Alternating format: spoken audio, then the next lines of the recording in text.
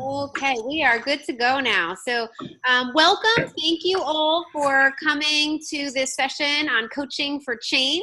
We are really excited to have this initiative, kind of get off the ground here in New Jersey. So, I want to start off by first thanking our funders, because without them, we would not be able to provide this level of support to the colleges. So, we are incredibly grateful for their help. First of all, I'd like to thank Jobs for the Future. I know Andrea and Amy, I think, are on the line. So thank you to them for really supporting all the work that we're doing. Really appreciate that. And they have provided us with a small grant to get this coaching initiative off the ground here. In addition to that, as you know, the center has been funded by the Kresge Foundation, which has really been fabulous. But in addition to that, we now have funding also from PSE&G and Prudential that is enabling us to use those funds in this coaching way. And then we also have the College Readiness Now grant from the state of New Jersey. So I just want to thank all of our funders who are enabling us to really push the limits with guided pathways to encourage all of our folks on the ground at the colleges to really make very significant changes to help and support their students.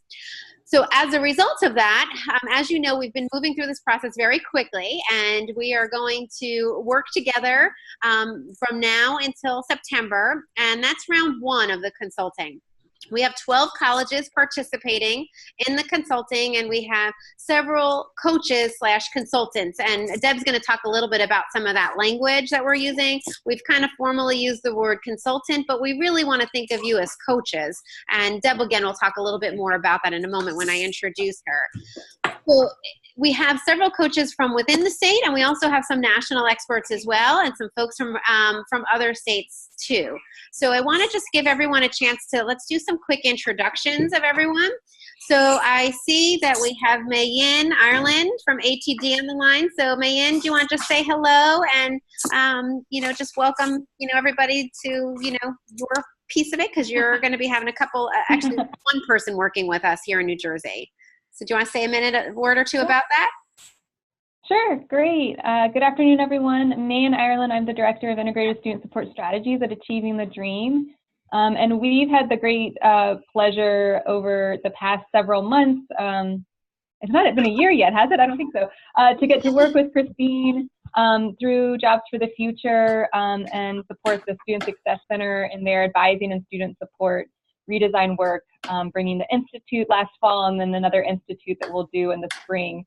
So we're excited to work with a couple of those colleges to continue to build off of that good momentum that they hopefully have coming out of those institutes. Well, we're just delighted because, we have you, kind of in the big state way, and now we're also going to get to utilize some of the ATD expertise at some individual colleges as well. So we're very excited about that. Melinda Karp is also going to be doing consulting with us, but I know she was not able to be on the line with us today. But in addition to another outside person we have is Aaron Goulis from Mott Community College. Aaron, would you like to say hello?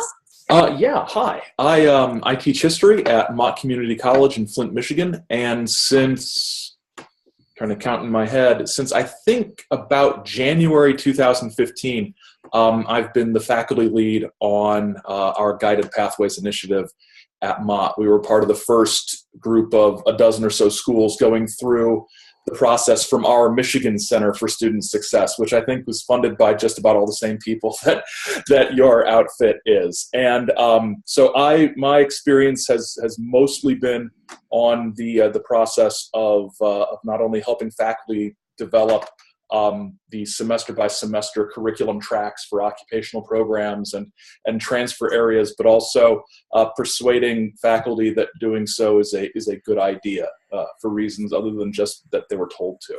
So that's sort of what my background has been, with a little bit of dabbling in dealing with the advising side of it and some of the technology solutions or non-solutions that exist around this area as well.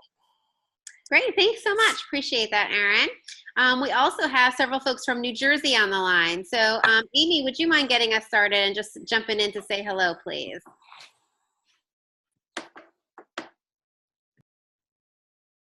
Did I lose Amy? Nope. Oh, we can't hear you, Amy. I think you might be muted. Gotta unmute her.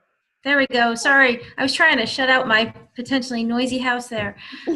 This is Amy Vondrak. I'm a professor of English at Mercer County Community College here in Trenton and West Windsor. I've worked with Christine on a number of projects, but also at Mercer, I've been leading our GPS transition for the last couple of years. And before that, I ran our First 30 project, which our GPS kind of came out of. So we did a Foundations of Excellence project and worked on the first year program, and then very quickly realized that while the theory that if students can do their first 30 credits, that'll get them the rest of the way through sounds really good, that's not actually how it works.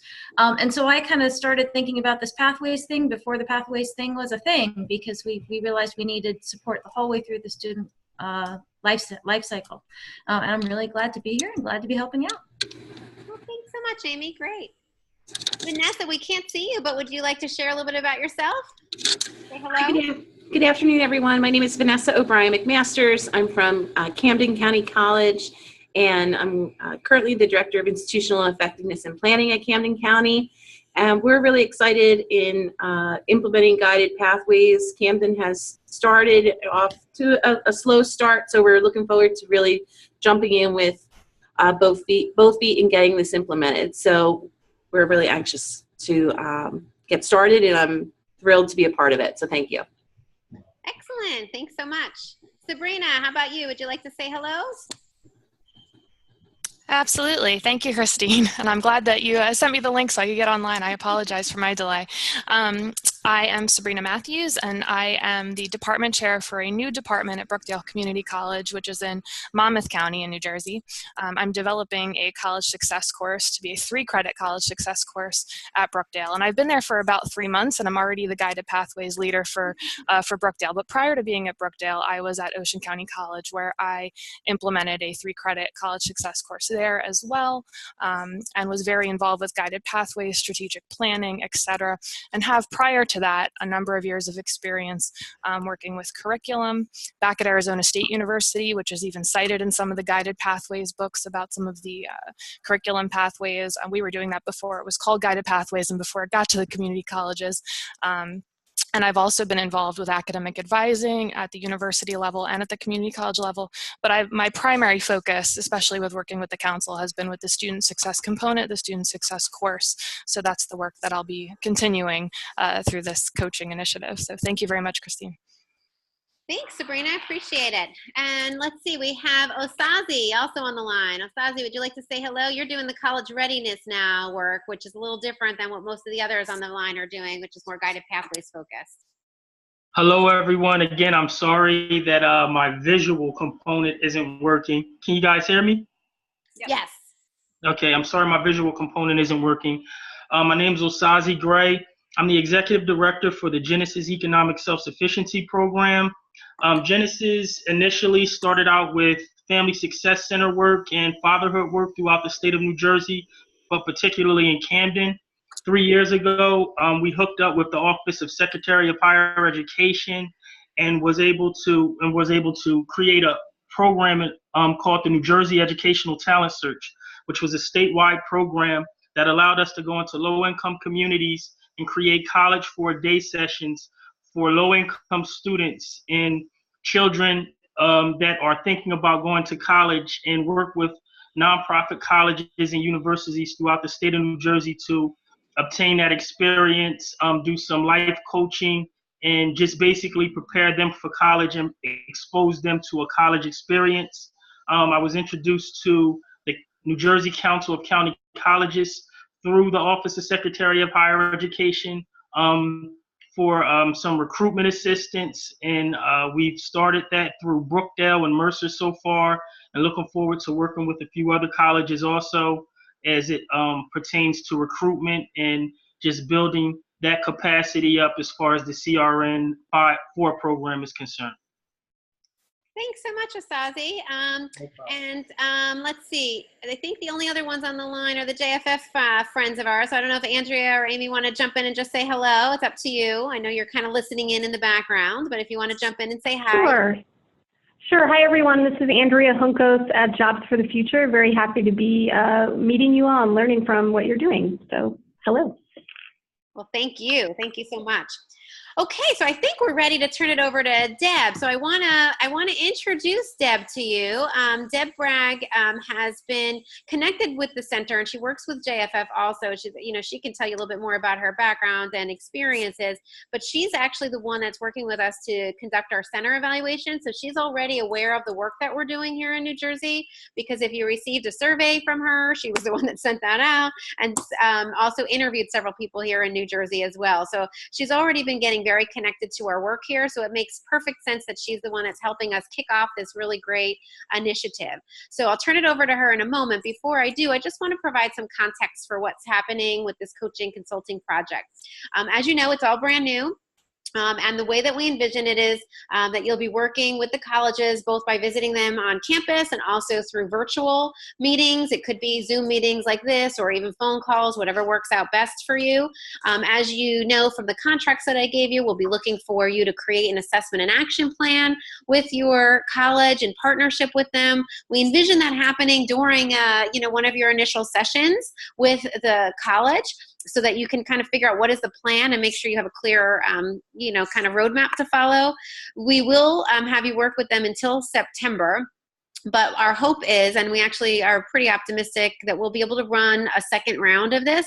So although I can't guarantee or promise that we'll be able to definitely renew this for the colleges that are seeking it, because we'll need to see what the funds look like, there's definitely the potential there to roll this moving forward. So I don't want you to feel like you have to accomplish a million things in a short amount of time. Certainly do as much as you can, but recognize that this is an ongoing initiative that we will hopefully be able to continue as long as our funding continues to support this initiative. Throughout the time that we have you working with your colleges, we want to bring some of you together periodically for a couple of reasons. One, to provide some professional development like we're doing today.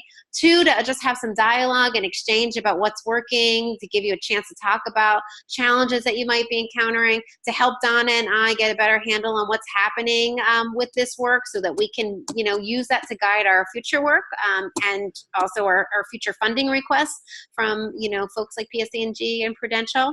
So it will be really helpful for us to stay in touch, and we do want you to stay in touch with us throughout the entire process. So always feel like you can reach out to Donna or I, and we're happy to help in any way that we can. And we are just incredibly grateful for you for doing this for us, stepping up. And I know this is new work for some of you, and for some of you, this is old hat. You've been doing it for a while. So I think together we're going to learn a lot from one another and really make a significant difference in the lives of our students here in New Jersey. So without further ado, I'm going to turn it over to Deb Bragg. Deb, I'll let you share a little bit about yourself, and then I'll let you go ahead and kick it off. And at any point, if you need me to jump back in, just go ahead and holler. Great. Well, welcome everybody, and thank you, Christine, for the opportunity to be part of this project. And I want to thank Donna, who's Chris. I kind of linked Christine and Donna. Here we go. We'll sit closer. Yes, that's beautiful.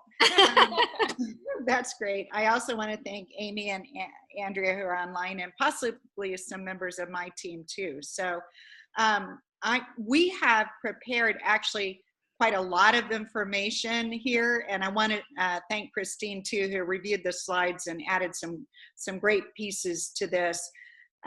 And so I think we should look at this as a starting point, and there may be some slides that we just don't have enough time to go into, but you should be thinking about how you might reflect on this and, engage with somebody else and continue the conversation. So we want to get it started today, but I guess I'm saying we know starting it today means there's still a lot to do, still a lot to say. Absolutely. Yeah. So I'm just going to jump into this then. And before I do that, I just want to acknowledge the experience that is assembled in the new coaching group.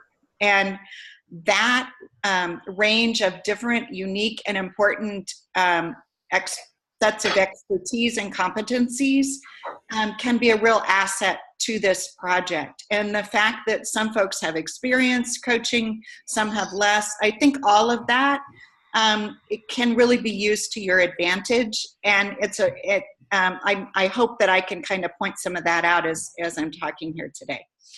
I'm going to present, but I do ask you to stop me. Anybody stop me at any point, just shout out and say, hey, I'd like to comment on that, or I'd like to share an experience that reflects what she's saying. I've had that experience, or I have a question. Please do that as we're going through this. The place we want to start today is to acknowledge that the New Jersey projects have been using the term consultant. And this new project, this coaching pilot with Jobs for the Future, is using the term coach. And these two terms are very similar, and they can actually mean the same thing. And so it can be confusing.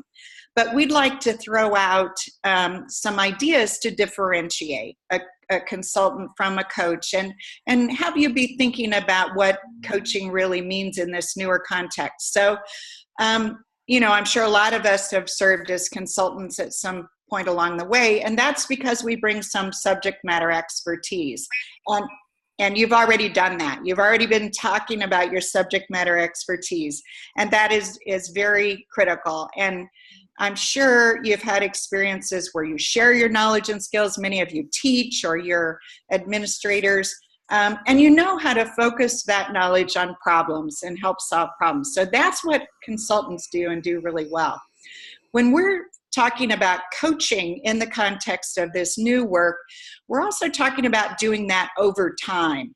So building a relationship with the colleges that you're working with, so that there's an evolution of your own experience, and there's growth in what you know that coincides with the growth that happens with the college. So relationship building, I'm going to talk about that a little bit. Another really key point, and Christine has reinforced this in our conversation, is the importance of setting high expectations and helping the college translate those expectations into goals and performance targets. So it's not just change for the sake of change, it's change because we really have high expectations to improve student success. And then finally, this idea of really advising, as guiding, being part of this whole process in ways that make sense as the college pursues what it's doing.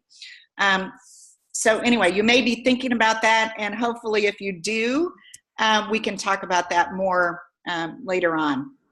There's a number of assignments that you all have. I just pulled this from the grid that Christine had shared. So, already there are some ideas about what the colleges are looking for, and some assignments have been made. It's important, I think, for you all to know as a group, what is it that you're focusing on to work with the colleges, including the work on college readiness. So this is just a quick one. We're going to go kind of deeper into the whole coaching for change.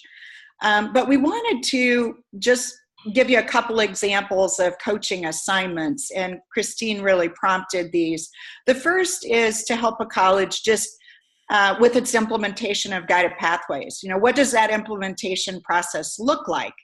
So a consultant or a coach is likely to meet with college leadership to learn what implementation has happened so far, to share what some opportunities are to build out a guided pathways implementation plan and what would be the components of that, and then actually work with the college to develop a plan and a timeline and serve in a consulting and coaching role. So that's just an example of what a coach might do in this context. And that's kind of a big assignment. There's also more focused coaching, like what's happening with improving advising practices and the connection to May-Yin's work with ATD. So some of you will be working to assess the college's advising practices and look at what solutions they're proposing, and help them with some tools and some ways to diagnose whether what they think they're doing is really going to lead to improved student success, and then measuring improvement. So again, these are just examples so that as we move through talking about coaching, you can have in your head, what is it, what is this coaching assignment? These are a couple of examples. I'm now going to talk about kind of simplified the Coaching for Change process. And those of you who've been involved in coaching, I think a lot of this is going to be really familiar. And again, I invite you to jump in if you have had experience that is useful. We're deliberately starting with the idea of focus. It is really, really important in any consulting or coaching assignment that there is a clear and shared understanding of the focus of the coaching project. And I'm going to say a little bit more about that. One of the ways that I think it's important to think about getting this alignment and focus is to begin by thinking about who you are. What do you know and how do you know it? As a coach, if your subject matter expertise is really what you bring to the assignment to help them, I think it's important to reflect on what is the breadth and depth of your knowledge of how to actually engage with the college around a particular assignment. Our examples were just advising, improving advising practices. So how do you know what you know about advising? And by that, I mean, are you basing your knowledge mostly on your own experience?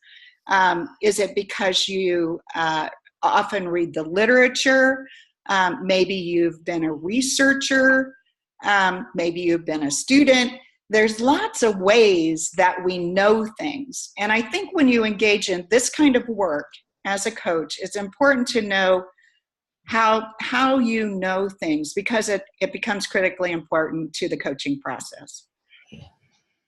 What I would then suggest is that it's also important for the college to ask itself that question. What does the college know about this problem or this whatever it is that you're trying to improve, and how does it know it? Does the college have certain thoughts about how, again, advising works?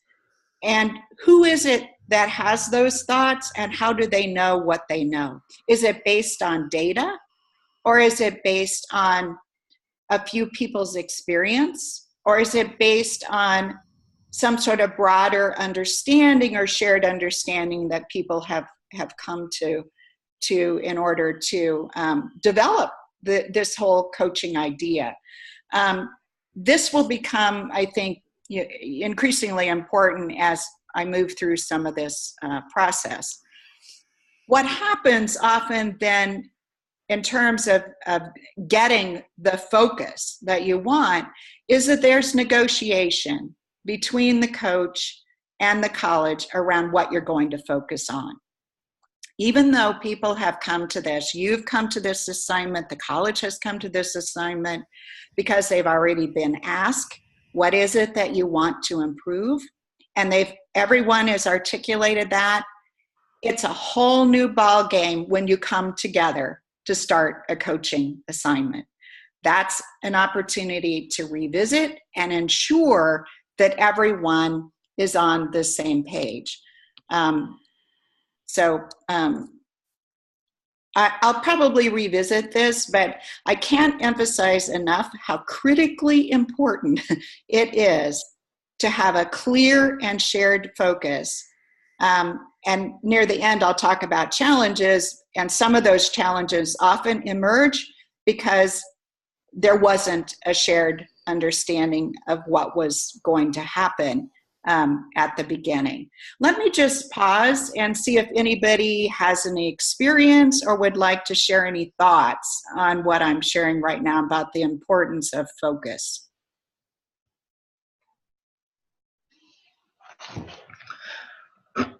Well, I believe that this is Osazi. I believe that it's definitely important to focus on what the agenda is and that both parties are aligned, because I believe when you work in unison and work in that direction, both college and coach, you guys get more done. You guys aren't, walking over each other's feet, saying different things to the people you're trying to connect to. Me, as it pertains to recruitment, I plan on working with my colleges very closely and tight-knit as far as when we deal with guidance counselors, when we deal with superintendents, and also when we deal with students, and talking about the message that the particular program that I'm involved in, the CRM program, the goals and accomplishments that we like to see out of that. I think it's very important to, be aligned and focused with the same agenda, so that the message isn't,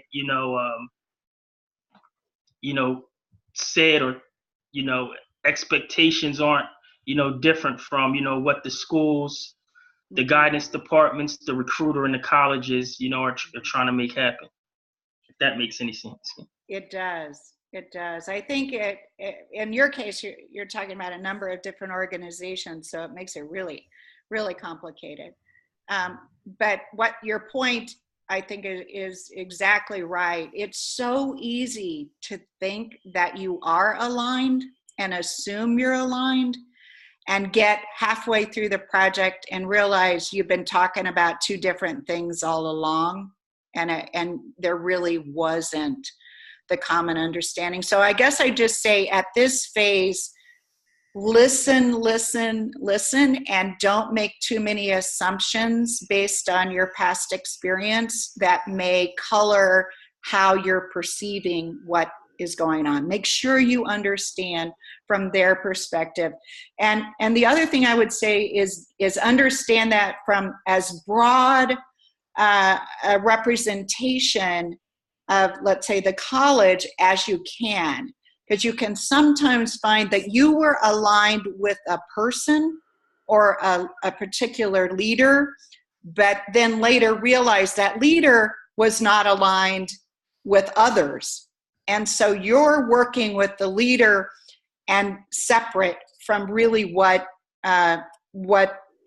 it'll be much harder to change, because the rest of the group has to be brought along, and may believe that you're sort of supporting the leader's agenda and not the whole college's agenda.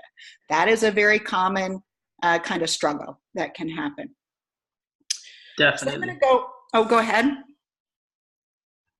Was that, I thought I heard someone.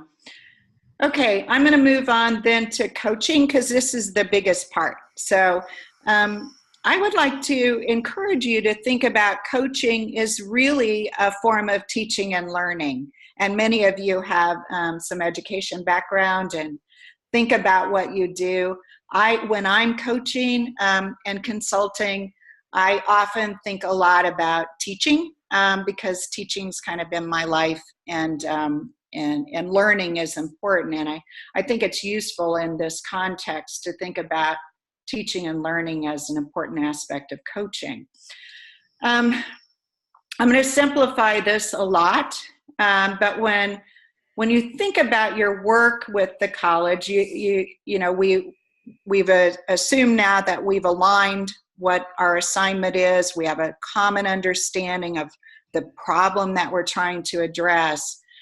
The next thing is to get clear about what it is in a very tangible way that the college wants to change, and be able to think about that in a concrete enough way that at some point we can measure what has changed. And what I'm suggesting here is that there's often, it's important to think about what the college aspires to do and what it actually can do. And as a coach, you're often sitting in the middle of that negotiation. There's an aspiration to change, and there's a need to get a plan to do that. And as the coach, it's your job, I think, to help the college create that plan, including setting expectations, and then to help the college think about what it is, help them envision what that change will look like, and also help them understand what has changed as time goes on. That looks super simple, it's super complicated. There's so many things to think about and to know and to do in order to bring about change in an organization like a community college. It's a complex organization and there's lots of moving parts. So I'm going to kind of unpack this just a little bit. Let's start by talking about how does all this get started. Christine said there might be a phone call or a site visit. You know, you all will figure out how you're going to engage with the colleges. And let me just walk through what that initial phone call or session might look like. And again, those of you who've done this, feel free to comment or question or offer alternatives. The first thing I would recommend is make sure you know everything you can know about that college. Don't go into a call or a meeting without, you know, having as much understanding as you can get of very basic things. How many students enroll? What are the demographics of students? What's the nature of the curriculum? What does the structure and leadership of the college look like? These are all things you can learn by looking at a website, by reading, through maybe some context that you have. But I think it's really important, and it builds trust in that they see you cared enough to really learn as much as you could learn about that college, because the change sits in that college structure, and that's really what we're trying to change. I think be prepared to spend some time on introductions and recognize that's part of relationship building. And you're talking about a 6 or 8 month, just to start, relationship. So getting to know people is really important. Again, clarify at least that initial assignment. And something else I would recommend is you think about, are you going to establish ground rules for the ways that you work with the group? You might do that formally or informally. Consultants and coaches have different strategies they use. But again, this is not only establishing their goals, but it has to do with clarifying your relationship and how you'll work with the group. I think it's really critically important too to acknowledge and value that there are diverse perspectives. There will be diverse perspectives. How will you deal with those diverse perspectives as the coach? You may have strategies for that.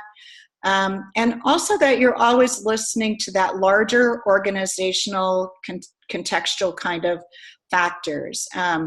There's lots going on in every single community college I've ever worked with. There's never one change. There are many changes. So how is the change you're working on relate to other changes? The more you can know about that, the more helpful you can be to that college. And one of your big areas of focus is to help them translate their ideas into action. And that's a really big part of a coach's role, and something that probably ought to be part of a lot bigger conversation in the future. And then I would say every single session you have should end in an agreement of who's doing what next. So very clear next steps about what that looks like. So that's like day one. We wanted to share with you. Hi, Deb. This is Amy Vondrak. Just before you move on from that slide, could you talk a little bit more about the mutual ground rules? Maybe give an example of what one of those might be and how it would work. Yeah. So by this, I'm thinking more on the process side of things. So the coach sharing, here's some of the ways I'm kind of stating for you how I might do this. So modeling, I might say, here's some of the ways that work well for me to work with a group like yours. For me, it would be helpful if we establish that we have a monthly phone call. Okay. Would that work for you? Mm-hmm. Can we also agree that notes will be taken by someone in your group and shared with everyone so we're sure we document and represent what we're doing here? You know, can we agree that when we come together, it is critically important that everyone have space and time to respectfully present and have their ideas received by the group? Those are examples of ground rules that you might want to state, because what they do is convey your values. And it gives them a chance sometimes to think about it in a more formal way, and kind of commit to this. You know, this is not casual. This is important work, and it's important enough that we share with one another how we are going to work together and make a commitment to that. That's what the idea is. Thank you. That's very helpful. Okay. Thank you for stopping me, by the way. I talk too much. Christine started this, and I love this. I played with this quite a bit, got up this morning, because as she pointed out, we're doing this all pretty quickly. I want to develop this some more, but this is really, you know, the idea of what kind of roles will you play and what will that dialogue look like? So kind of extending what I just did, throughout your coaching role, you're going to assume different roles. You know, throughout your assignment, you'll assume different roles. And here's just some examples of what those roles are and how you as a coach might articulate what it is you're looking for, what you're hoping they can do. So these are quick ones. You know, a probe might be, well, tell me more about that. And what factors do you think contribute to what you've seen or what you think? You can read these, but this could be a list of, I don't know, 30, 40, 50. It was really fun, though. I really enjoyed it, and I want to thank Christine. So I'm going to, I would like to give you guys an assignment to develop a longer list.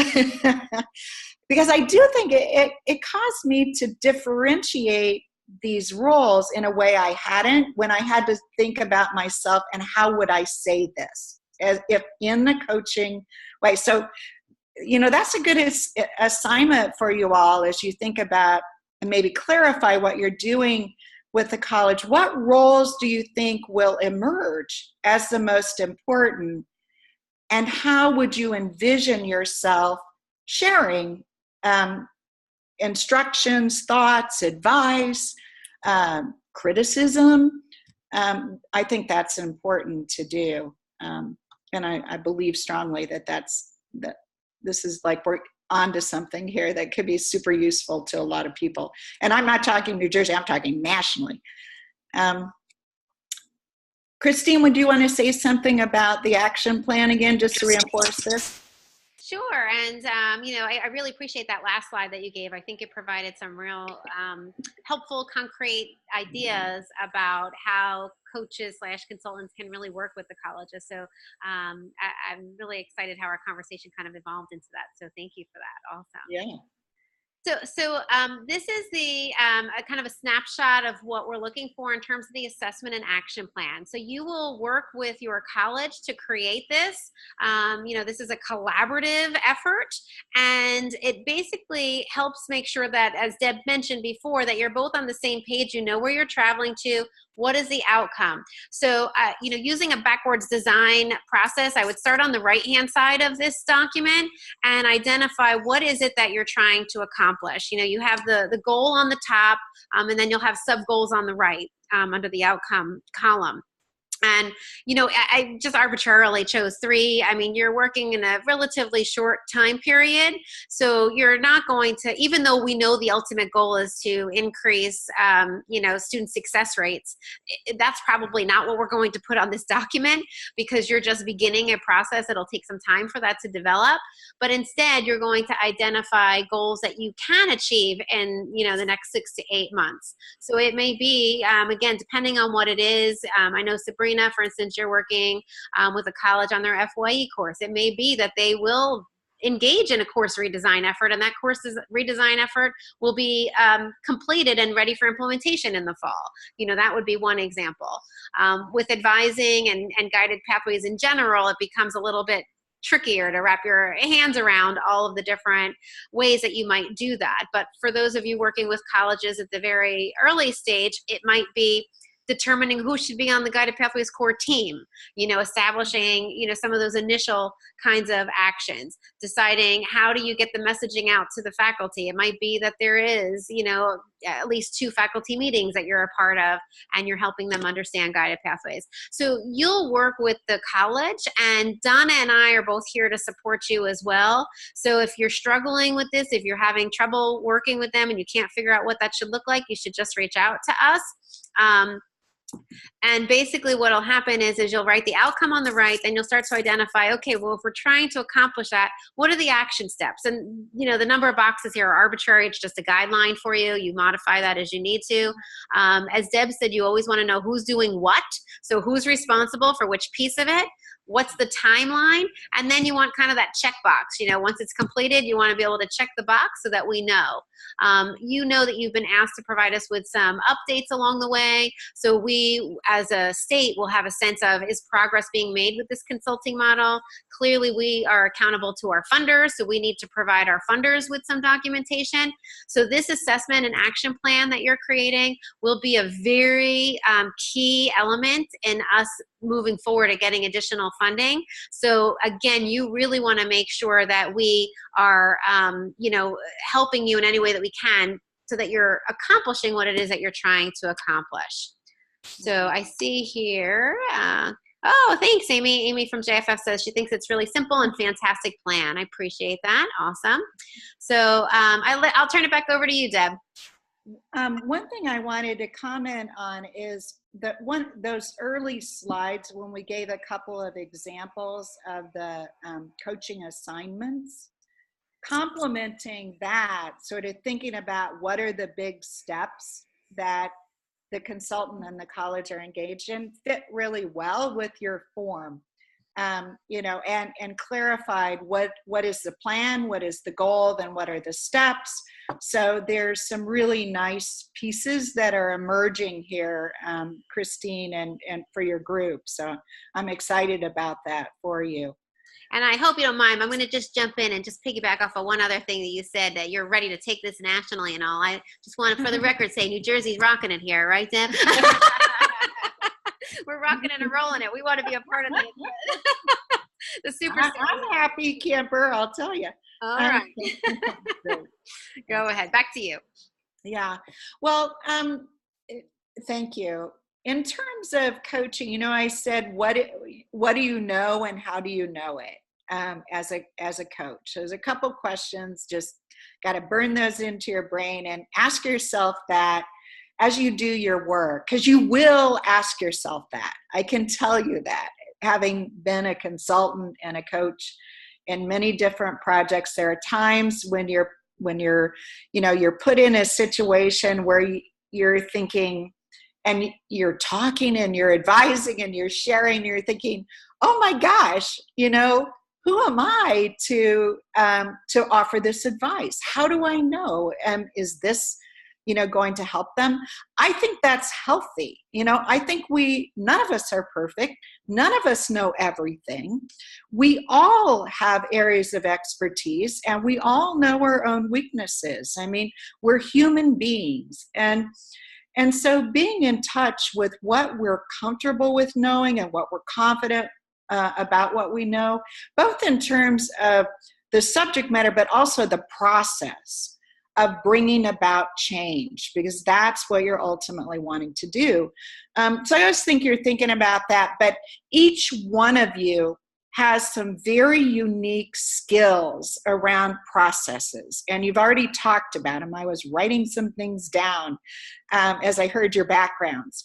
So think about what is in your coaching toolkit, you bring to this. Maybe you've done projects where you do group facilitation, or you've done needs assessment and gap analysis for your programs or for your college, or maybe you've been involved in strategic planning. Several of you already have experience with guided pathways, and so you know how some of this works as you work with faculty, which I was hearing, and that's such a critical part. Some people have more experience working around issues with equity and with processes like critical reflective practice and communities of practice. Think about how you bring that expertise to bear on this project. And this is a place, given the diversity of experience that people have and expertise, there's a lot of ways I think that you can share with one another and help everybody learn and grow to do all of this better. That is an area I'm really excited about working with the centers on, so that they can capitalize. Christine and Donnie, you can capitalize on this, this growing skill set around bringing about positive student success and change. I wanted to just call out Vanessa. You are someone who does institutional research and effectiveness, and that is such a critical piece of this work. I'm going to say just a little bit about change, that last part of the model, but I just think whatever experience any of you have with using data, setting outcomes, understanding how to measure change, that is a critically important skill set to a coach. And the more comfortable you feel with that, the more experience, I think the more you can assist your colleges to not just think about change, but how are they going to know change is happening? And that's, to me, that's an important part of coaching too. It's not just, well, I went and I told them this is how it could work. We had that conversation, so my job is done. That's not what we're talking about. We're saying, what is the partnership that helps ensure that that change is happening? And, you're going to be an integral part of that. They are too. The responsibility for change ultimately is the colleges. But it is a relationship that needs to continue to nudge and support and think about how change is done here. The last section is about the change itself. And so just to reiterate, I think part of the coach's role is to continue, you'll be continually clarifying expectations, goals, and those targets, what it is that you're trying to change. You want to establish those, get alignment up front, but it is inevitable that the conversation will evolve. And there will be continuing conversations to continue to hopefully align expectations, goals, and targets or outcomes. Some questions that I think you'll be asking as you go along that journey are the questions I have here. Are the changes we want to make actually happening? It is, when I spoke earlier about aspiration and actual, and we want to move from aspiration to actual. Sometimes people perceive change differently. This often happens to me in my evaluation role, I'll be honest. I sometimes don't see the change as substantial as the college does. And it's because we have two different ideas of what that change is and what constitutes change. How substantial change has to be to bring about outcomes. That's what I'm talking about, being really clear about that as it evolves. And then what data do they have to show, what is changing? Are they gathering data? Are they, or is it all storytelling, anecdotal? We get together and talk about what we're doing. But where is the conversation around not just what we're doing, Where's the conversation about what we're changing? And how do we know that those changes are going to result in greater student success, which is the ultimate question that Christine, you gave everybody at the beginning. That is a long way downstream. Totally get that. But it should not be out of our mind completely that the goal is increased student success. And these changes are directed at that change. So anyway, there needs to be as strong links as you can make, in your mutual relationship with the college. I think to institutional research and effectiveness, and to the notion that this is about continuous improvement. The more you can lay that sort of mindset from the beginning, I think the more the change will you'll at least be able to understand what change is happening. And be able to address if things don't move in the way everyone thinks they will. I just have one more slide, and then we could talk a little bit more. Let me now switch gears and talk about challenges and solutions. We could, again, there's a lot here. There's one slide. There's a lot of challenges to being a coach and a consultant. As I said, we're all human. It's hard work. It's going to be, I would bet you, for those of you who are new to this, it will be some of the most rewarding experience you may have ever had as a professional.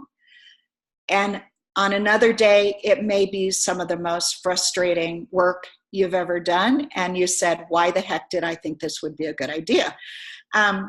You're going to experience everything along that gamut. I can guarantee it. So what makes it challenging? Let's just talk about communication. There's never enough communication. There's never enough time. Communication is complex. Even when two parties think they're communicating, as we all know, they may not be communicating clearly. They may not be conveying meaning. And so, communication can be really challenging. And from you all's standpoint, this isn't your full-time job. So there's constraints around your time to communicate. So you'll need to think about that. How are you going to manage the emails and the phone calls and as you move along? The second challenge is context. One of the things that I've seen is very difficult for some coaches is a lot of the experience they bring is being involved in, let's say, a guided pathways initiative at their own college, but maybe haven't really implemented guided pathways anywhere else. All of you know, college contexts vary a lot. And so I would caution you about assuming, even with your experience, what you did in your college can be lifted up and dropped in another college. It's very unlikely that will happen. And there can be tensions around people's perception that so-and-so thinks that all we have to do is do it the way his or her college did it. I've heard that a lot in various projects. And so that's, again, the reason for how do I know, what do I know, and how do I know it? And testing yourself around,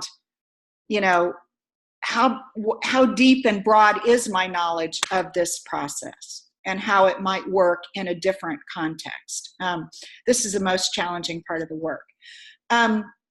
Culture matters. Some colleges have cultures that are much more conducive to change than others. And getting your arms around that issue as much as you can from the very beginning is really, really important. Because you can have great ideas, but if it is a college culture that for any number of reasons is fairly resistant to change, it will be a challenging project. There's no doubt about it. And it's going to challenge you because you're not just addressing a particular problem, you're addressing a problem that's embedded in an organization that may resist making changes. And community colleges are all over the gamut in terms of their culture to change. The fourth one is about conflict. You absolutely should expect that there will be conflict. And this is because the changes we are talking about making are pretty substantial changes. We're not just tweaking little stuff, that everybody go, oh yeah, that would be good, let's do that.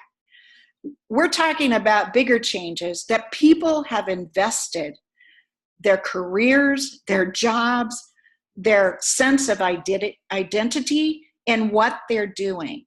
So when we ask people to change or we envision a new future, it may be really scary.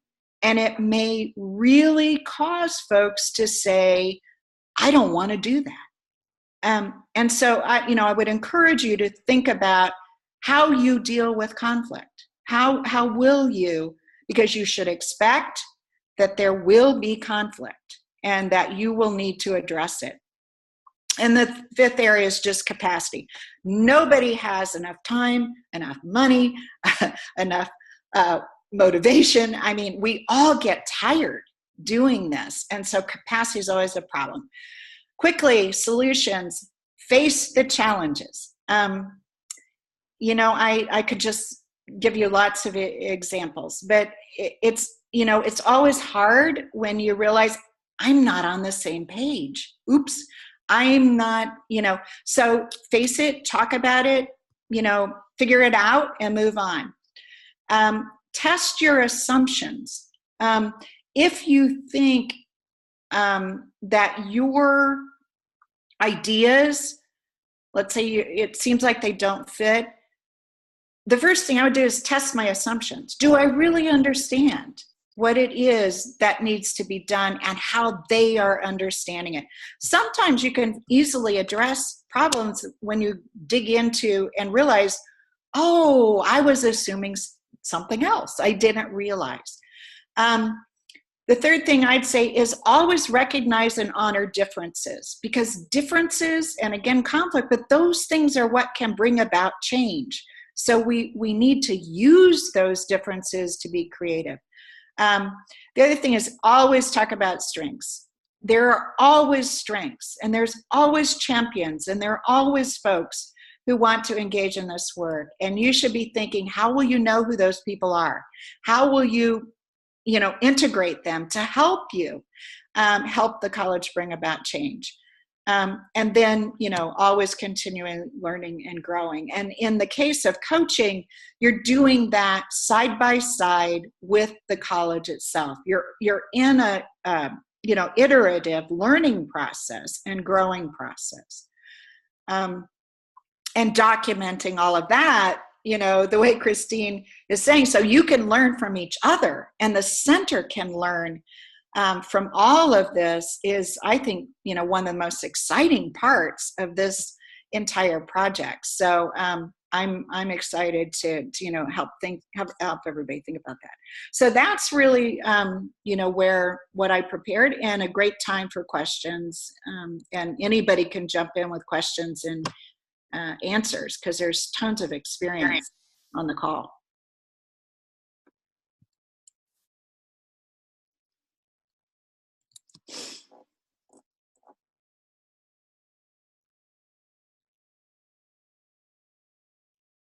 Hi, it's Amy again. Can I ask a question? Yeah. I'm not quite sure how to phrase this, but you're talking about building relationships. How do you know who the right people are to build the relationships with at the college? Does that make sense? Mm-hmm. For example, I'm sure that the college will have their own people that they want us to work with, and we might have ideas, maybe the institutional research person isn't at the table, and we need to make sure the institutional research person is there. But, given that we're not going to know the college culture right off the bat, do you have any suggestions for how we make sure that we're building the right relationships with the right people? Well, I think there's probably a lot of people to address this, so I'll just be really quick. I think you're on the right track just by asking the question. Oftentimes, when you start the assignment, the college is not thinking about change as expansively as we are talking about it right here. And so you should be thinking about who else needs to be involved in this effort. And I would develop as best a relationship you can with the person who's designated to work with you. There probably will be someone who's leading the guided pathways, or, is the dean of advising or whatever. There'll be someone. I would try to establish in as early on as possible the importance for you to be able to meet and talk with others who may help, you can say, may help us bring this change along. And you bring an advantage because you don't know them. And it does create the opportunity to say, in a conversation with them, we've talked about 3 other people. I don't see them at the table. And say, would it be okay if I gave them a call? Or could I send an email, to just start a conversation? A lot of times I find folks really appreciate that. It's almost easier, to do it as the outsider than as an insider. That might not always work, but it does work quite a lot. Okay. And I do think you're always saying to yourself, who else should be here? How if we ultimately envision this change as, in a more clearer and clearer way, and you get the sense, wait a minute, this is really going to touch on this other part of the college and they're not represented. That is a critical conversation that you need to be having with the change leader that you're working with, or the change team, so that the effort grows to involve those that can help you make that change. Great, thank you. I would jump in just to add a little bit more to that, Deb. I'm thinking back to that role slide that you had. I think that's a perfect time to go back to that and to ask some of those probing questions. How did you decide who was going to be at the table? What processes did you go through? Who else might be, helpful to have here? Because sometimes it's more of an oversight. It's not purposeful. Other times it's very purposeful because of the institutional context that we don't have access to. So sometimes it's by just making those direct suggestions, and sometimes it's through some of that questioning. I think, but it can be tricky to navigate, I'm sure. I think that this is going to be part of the challenge, is trying to navigate the complexities, especially some of you are working with several different colleges. So you're not just trying to get to know one institutional culture, but you're working with several of them. And that can be, quite a task. Quite a task. Great. So who else wants to jump in with a question or a comment? No, I actually have a question. Can you hear me? Yeah. Hi, Vanessa. Hi. I have a question about managing expectations and trying to get a sense of that, your point earlier about realistic and time frame. So based on the assignment, how do you keep control or set goals that say, for the fall semester, X will be implemented, and then the expectation is that can be evaluated and measured. Is my question clear? It is. I don't know. I think this is a good question for you, Christine, is sort of how far will folks get? Right. That's what I'm thinking from my institutional effectiveness background.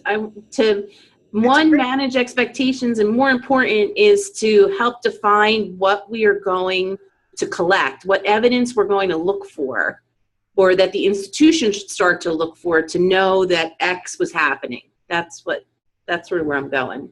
Right. And I think you all have different coaching assignments. So the nature of that's going to vary. And even, some of you might have the same kind of assignment, but with different schools who are different places. So this is where we're in unknown territory here. It's a little tricky because we have to put our creative assessment hats on. We can't go to only, some of those hardcore, very tangible things like retention and graduation rates. We're going to have to shift and think about what kind of actions might we be able to provide. So think about key performance indicators, what might be something that we can, what kind of evidence, and this is something that together we're going to have some conversations to, especially if one of you come up with, you and your college come up with something really great, we want to share that out, not so that everyone would have the same exact outcome, but so that they have a model of the kinds of outcomes that colleges are looking to try to accomplish. And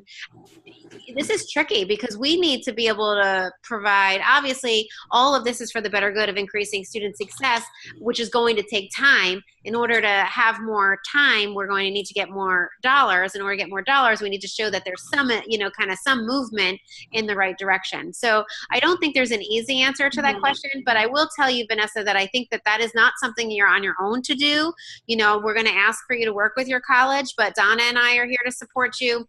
We're going to be together as a team, and we may need to get together again before the assessment action plans are due to check in. So what I would say to you is, as you start to have your initial calls with your colleges and you start to engage in this dialogue, keep us in the loop as to how it's going. If you came up with something really creative, if you want to bounce it off of us, that's what we're here for. And then we can also just kind of have some spontaneous, hey, tomorrow at 4, we're going to jump on Zoom. Whoever's available wants to learn, and we can record it for those who aren't there. So I think that's going to be really key, because it's going to vary so much based on what it is that you're doing. I know you're working a little bit more with a college on the teaching and learning, and theirs will have a little bit more of a true assessment process to it. Yours will be, I think, a little bit more cut and dry than Amy, for instance, poor Amy. I think she's probably got the toughest gig. She's working with several different colleges on the big guided pathways. So it's a, much grander focus. So I think those of you like Sabrina who are doing student success, Vanessa doing the teaching and learning, Asazi doing recruitment, you're a little bit more focused, which will make it a little easier. Advising is even a little bit easier to manage than the big guided pathways. But we'll just have to be creative and try to identify what are some things that are doable. I would say to you that I would rather have you aim high. I don't want us to set the bar too low. Even if it's not all achieved, I don't think that's really the make it or break it factor here. Progress and movement is going to be what we're looking for as a center to be able to show our funders. They're not going to necessarily see these action plans specifically, but we are going to aggregate data, obviously, and pull it together and try to look for themes and what we were able to accomplish. And I can tell you that the research shows that the higher you aim, the higher you achieve. So challenging goals are better. So even if you don't reach them, that's okay with me. I think you'll end up getting farther than if you set the bar too low and just take small steps, because this is big work, so it needs big goals.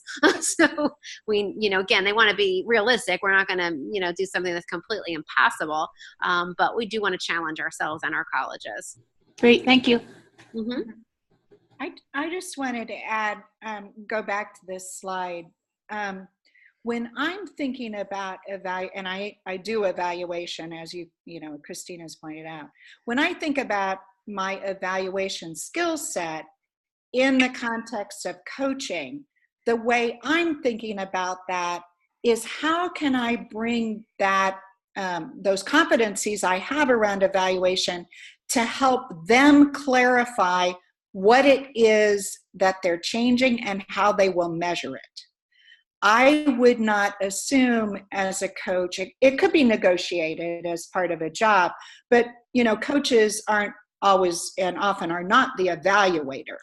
But if the coach can help the college begin to think about that, and what does this look like? How will we know it? How would we measure it?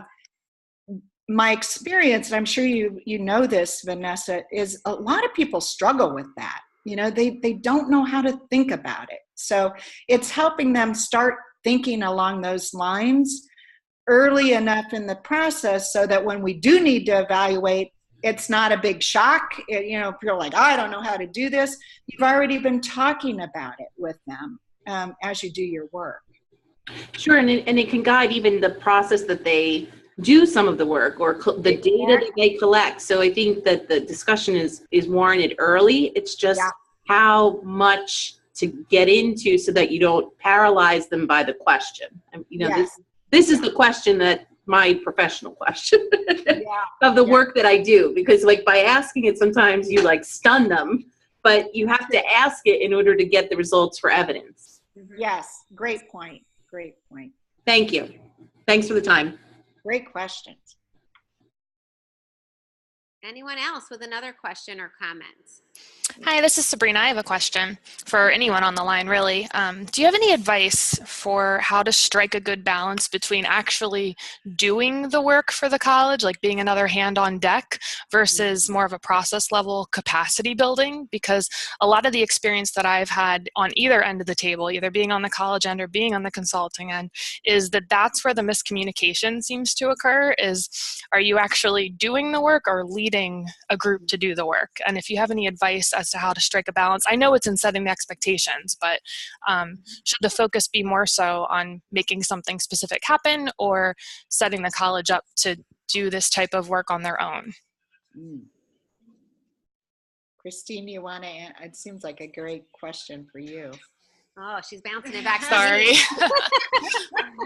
Well, I mean, I really see that this is the colleges doing the work, so trying to be pretty clear about that. But I see the part that I think that can get a little tricky is, it may be that they're asking you if you have content expertise to come and do maybe a session on what is guided pathways for their faculty. So now you are doing a little bit of the messaging and the work.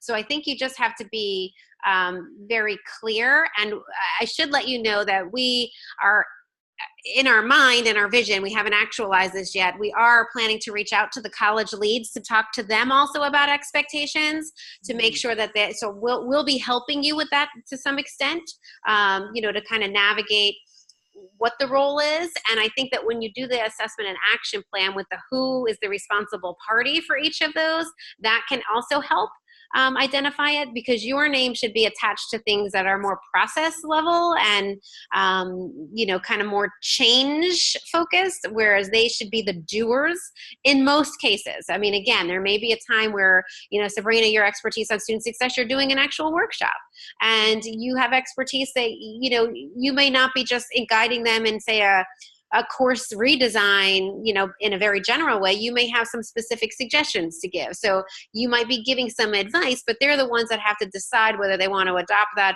advice or not, and how that's going to work for them at their institution. So I think it's really just about ongoing communication and trying to make sure at the get-go things are clear. So we'll do everything on our end to try to clarify it, and hopefully the assessment and action plan also does that. If we get assessment and action plans that look like, oh my, Sabrina, well, who else at the college is doing anything over there for this? Well, we're going to probably jump in and say, wait a minute, college leader, you need to step in and see who's going to do something at your college too. So if you find yourself in a position where you're getting dragged into something that you feel like wasn't the way it was, we can talk and try to help you navigate those waters a bit. I see Aaron also posted something. He said, in my experience, hang on a second. It was just right there. Why can't I see the whole thing? Thank you, by the way, Christine. Oh, yeah, sure. Oh, there it goes. In my experience, it's easy for facilitators, coaches to be tempted to do more than they should, because if they see things moving more quickly, but it doesn't always produce lasting change, if that makes sense. That's really helpful, Aaron, because sometimes, it's, that old saying, it's easier and faster to do it yourself, right? But that's not going to lead to sustainable change. Yeah. Like you can't come and be the hero and make all the magic happen. So I think that's a really important point. Thanks so much for sharing that, Erin. I think, and we also want the colleges to be able to keep moving things forward when your contract is done. So that by creating this relationship and this practice, they can still function without you. If if your relationship with them doesn't continue. So I think, and we try to make that clear in the expectations and the scope of work, that this is a relationship, that this is a collaborative approach. This isn't a one-sided extra set of hands to do things, but that this should be a true partnership. Mhm. Just to piggyback, this is Osazi again. Just to piggyback off of the first two questions that were asked, when we create our assessment and our action plans, now understanding that the individuals at the colleges do have their own jobs and other responsibilities, but in our action plans, we create timelines and goals for these action plans. And when you see that maybe falling short or behind, without overstepping your boundaries, how do you feel as though us as coaches / consultants go about, moving things forward without being too pushy or without, just maybe overstepping our bounds as far as, pushing the individuals and the leaders at the colleges more than, what they want or feel they need to be pushed to, meet these expectations that we put on our assessment and action plans. Can I just say that this, as in working as a coach and also in evaluation, I find that I am often the person who's the most mindful of this kind of assessment and action plan. So I'm looking at it all the time. And so I think you should assume that you are kind of the champion of this plan and you are bringing it back on a regular basis in your communication, so start a meeting by saying, where are we on the plan? And so then it's not a surprise, because in your monthly phone call or in your site visits, you're sure to include a revisit of where are we with the plan. That's a sort of setting and resetting and confirming the alignment and the expectations. Because it is really tricky if everybody's kind of lost track. We did the plan and we haven't looked at it. And 6 months down the road, we all pull it out and go, oh my gosh, we're not where we should be. That doesn't feel good. But I have to admit, I've been part of projects where that's happened. It's not unusual. So I caution you. It's not going to happen here, Deb, because we have accountability every 2 months. They're sending us an update. So, well, that will help. That is great. That is great advice, though, as far as to how to approach the situation, because you never want to, ruffle feathers or try to overstep your boundaries when it comes to your partnerships. You want them to kind of coincide and go smoothly. So just something I was throwing out there to piggyback off the first two questions. But thanks a lot. Yeah, great. It's a great point. Right. Does anyone else have any other questions? We only have a couple more minutes left, but we could certainly ask another one if you have one, or make a comment, either way.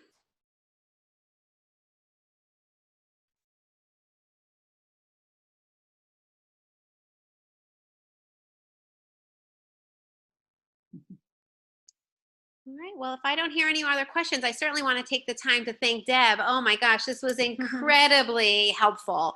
I think, you just did a fabulous job at helping us better understand what the role of the coach is, kind of thinking ahead of what kind of issues we may run into, how to, be preventive as much as we can by being really planful for that first meeting. The one other thing I want to mention to you all is that we are in the process of this spring asking colleges to engage in the CCRC scale of adoption, so the grand kind of assessment of guided pathways.